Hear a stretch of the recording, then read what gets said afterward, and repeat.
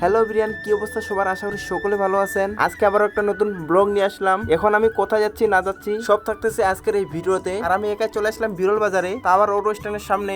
আর এখন যাবো মার্কেটের দোকানে কিছু জামা কাপড় কেনার জন্য। আর আজকে যেহেতু ভাগনার বার্থডে, আর এই বার্থডের দিনে ভাগনাকে গিফট করার জন্য চলে আসলাম কাপড়ের দোকানে কাপড় কিনতে। তারপর ভাগনার জন্য কাপড় কিনে নিলাম। তারপর চলে আসলাম মিষ্টির দোকানে, যেহেতু দিদির বাসায় যাবো ভাগনার বার্থডে সেলিব্রেশন করার জন্য। তারপর মিষ্টি নিয়ে রওনা দিলাম বাড়ির উদ্দেশ্যে। বলতে গেলে এখন বাসায় যাবো প্রথমে, তারপর যাবো দিদির বাসায় ভাগনার বার্থডে সেলিব্রেশন করার জন্য। যেহেতু রাত্রে বার্থডে সেলিব্রেশন করবে, তাই অনেক সময় আছে আমার হাতে। তারপর আমি বাসায় এসে ফ্রেশ ট্রেশ হয়ে রওনা দিলাম দিদির বাসায় যাওয়ার জন্য। তারপর আমি চলে আসলাম সন্ধ্যার পর দিদির বাসায়। আর আসার সবার প্রথমে ডেকোরেশন গুলো সাজাচ্ছি বার্থডে। তারপর থেকে ভাগনা এখানে শুয়ে পড়ছে আর বেলুন দিয়ে সাজাচ্ছি ডেকোরেশন। তারপর আমাদের ডেকোরেশন রেডি হয়ে গেছে, আমরা এখন কেকটা সাজাবো। তারপর ভাগনাকে নতুন কাপড় পরিয়ে দিলাম। আমি যেগুলো কাপড় কিনছিলাম সেগুলো পরাই দিলাম। আর ভাগনাকে এই কাপড়গুলো পরে কেমন লাগতেছে অবশ্যই কমেন্ট করে জানাবেন, যেহেতু আমার দেওয়া গিফট। তারপর কেকের মধ্যে মোমবাতিগুলো সেট করতেছে আর আমি এদিকে ভিডিও করতেছি। তারপর সবাই এখানে দেখে আছে কেক কখন কাটবে সেই অপেক্ষায় সবাই আছে। আর ছোট ছোট বাচ্চাগুলো দেখে আছে। তারপর ভাগনাকে দিদি কোলের মধ্যে নিল আর ভাগনা ওকে সে হাসি দিল। তারপর জামাইবাবু চলে আসলো আর কিছুর মধ্যে আমরা কেক কাটবো।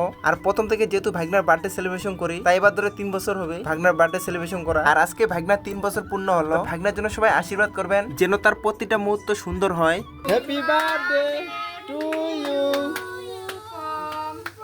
তারপর ভাগনা কেক কাটলো, ভাগনাকে সবাই খাওয়াই দিবে। আর সবার প্রথমে তার মাতাকে খাওয়াই দিল, তারপর তার বাবা খাওয়াই দিল। তারপর আবার ভাগনা হচ্ছে সবাইকে খাওয়াই দিচ্ছে এবং ছোট ছোট বাচ্চাগুলো সবাই এসছে তার বার্থডে দেখার জন্য এবং কেক খাওয়ার জন্য। তারপর আস্তে আস্তে সবাই খাওয়া দিচ্ছে, ফ্যামিলি মেম্বার এবং আত্মীয় স্বজন সবাই মিলে। আর ভাগনা যেহেতু বড় হয়ে গেছে তো তার জন্য ভয় করতেছে না। দ্বিতীয়বার যখন করি তখন খুব ভয় পাইছিল। তারপর ভাগনাকে সবাই আশীর্বাদ করতেছে, তো আপনারা আশীর্বাদ করবেন যেন ভাগনা অনেক বড় হতে পারে এবং মানুষের মতো মানুষ হতে পারে।